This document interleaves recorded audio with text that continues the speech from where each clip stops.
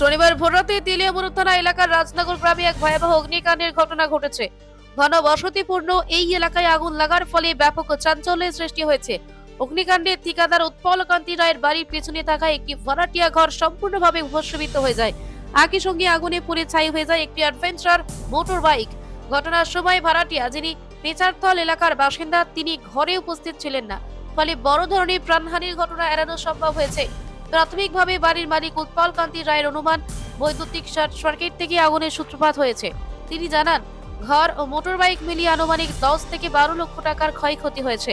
খবর পেয়ে তেলিয়ামুড়া অগ্নি নির্বাপক দপ্তরের একটি ইঞ্জিন দ্রুত ঘটনাস্থলে পৌঁছে আগুন নেভানোর কাজ শুরু করে। তবে আগুনের তীব্রতা এতটাই বেশি ছিল যে দমকল কর্মীদের দীর্ঘ সময়ের প্রচেষ্টার পর পরিস্থিতি সম্পূর্ণভাবে নিয়ন্ত্রণে আসে। ঘন বসতিপূর্ণ রাজনগর এলাকায় এই রহস্যজনক অগ্নিকাণ্ডকে কেন্দ্র করে এলাকা জুড়ে আতঙ্ক চাঞ্চল্য ছড়িয়ে পড়ে।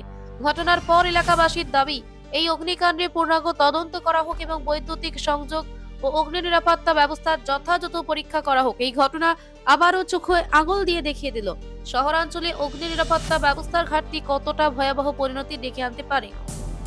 রাত 3টার সময় পাশের বাড়ির লোকের চেঁচামেচিতে আমরা উঠে দেখলাম আমাদের বাড়ির পিছনের ঘরটাতে আগুন লেগে গেছে। আগুনটা কিভাবে লাগছে, এটা খুব সম্ভবত কারেন্টের লাইনের শর্ট সার্কিট থেকে হইতে পারে। এছাড়া তো আর কিছু। কটার সময়? রাত্র 3টা। এটা কি মানে ভাড়াটিয়া থাকতো না? ভাড়াটিয়া, তারা ওই ঘরে ছিল ভাড়াটিয়া। ভাড়াটিয়া কালকে ছিল না বাড়িতে। কটা ঘর করছে? কিন্তু দুইটা ঘর, কিচেন সহ 2টা ঘর। ক্ষয়ক্ষতির পরিমাণ কেমন হইব আনুমানিক? এমনিতে তাদের যে ভাড়াটিয়ারা তো জিনিসপত্র মিলে প্রায় 2-3 লাখ টাকা কিনেছিল।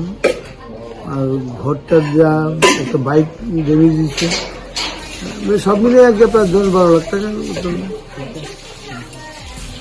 কি নাম আপনার? আপনার নাম?